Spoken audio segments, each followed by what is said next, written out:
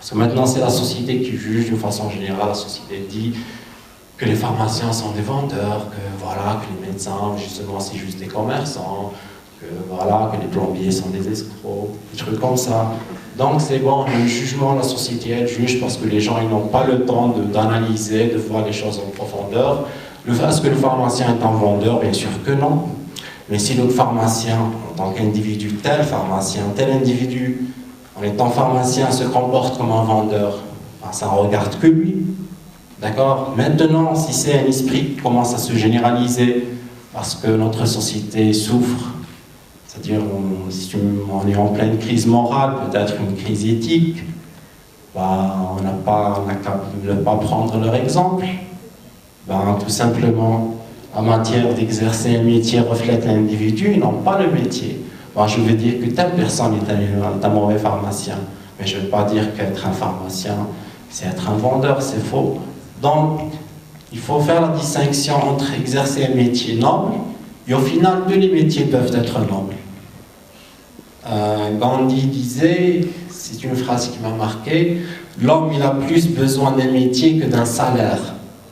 C'est-à-dire le fait d'exercer, le fait d'être important, même à petite échelle, même en étant un simple artisan, d'accord? C'est-à-dire entre exercer un métier noble et exercer noblement son métier, c'est là le secret, c'est là l'importance, d'accord?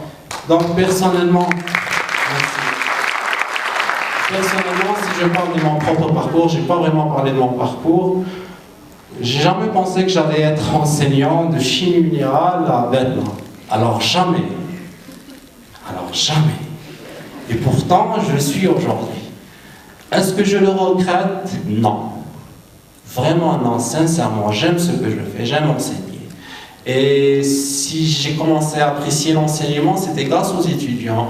Quand j'ai entamé mon résidanat, alors jusqu'au résidanat, je n'avais pas vraiment, voilà, à un moment donné, il fallait que je songe sérieusement à une carrière, d'accord? Parce que voilà, j'avais 24-25 ans, il fallait envisager sérieusement une carrière, pouvoir se poser, et voilà, tracer sa route. Donc j'ai passé mon concours, voilà, j'ai fait la chimie minérale pharmaceutique. Le premier contact avec les étudiants, c'est-à-dire pendant les TP, c'est-à-dire m'a un peu responsabilisé, voilà, je devais donner de l'information, donc l'information devait être fiable. Les étudiants posaient des questions, j'étais dans le devoir de leur répondre, de bien répondre. Et donc, c'est comme ça que je me suis intéressé à ce que j'étais en train de faire. Et quand j'ai commencé à m'intéresser à faire des efforts, j'ai vraiment commencé à aimer la chose. Et là, je devenais, c'est-à-dire de plus en plus, disant, voilà, que ce que je donnais avait de plus en plus de consistance. Quand j'ai terminé mon résidanat, là, je voulais vraiment faire de la chimie. Quand j'ai terminé mon résidanat, j'étais en train d'aimer la chimie. Donc j'ai opté pour, c'est-à-dire j'habitais à Annaba, j'étais nouvellement marié, j'ai opté pour le laboratoire national de contrôle à Constantine. Donc j'ai passé 2 ans de ma vie à faire l'aller-retour Constantine à Annaba. Constantine à Annaba, c'était quotidien.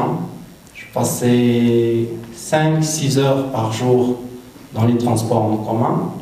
Pourquoi?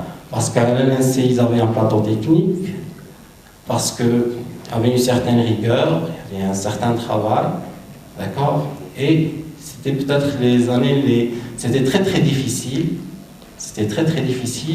mais j'ai adoré ces 2 années-là, parce que ça m'a mûri, parce que ça m'a permis de pratiquer ce que j'apprenais, c'est-à-dire la pratique, et ça m'a vraiment, c'est-à-dire fait aimer ce que j'étais en train de faire.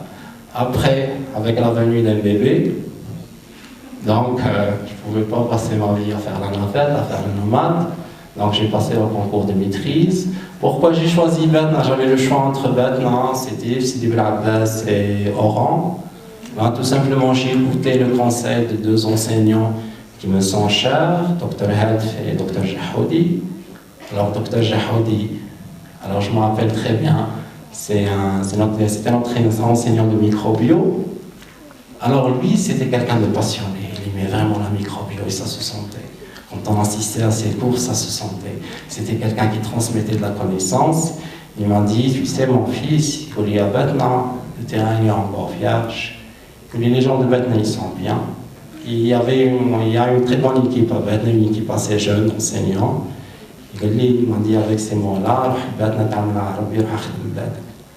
donc j'ai suivi son conseil parce que juste la veille, j'avais opté pour Oran, parce que la grande ville et tout.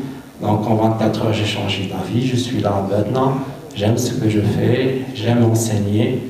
Et j'espère garder cette flamme, c'est-à-dire tout au long de ma carrière, parce que c'est pas facile, il y a des difficultés qu'on rencontre tous les jours, mais comme je vous le dis, il ne faut pas attendre, c'est-à-dire des autres, il faut donner, et c'est en donnant qu'on devient une meilleure personne, et finalement qu'on devient heureux. Donc finalement, lorsque vous exercez un métier, l'important c'est d'être heureux. C'est pas important d'être riche, c'est pas important d'être vraiment reconnu ou bien voilà, montrer du doigt c'est telle et telle personne. Donc vivre humblement sa vie, bien apprendre, et je pense que c'est le plus important. Donc,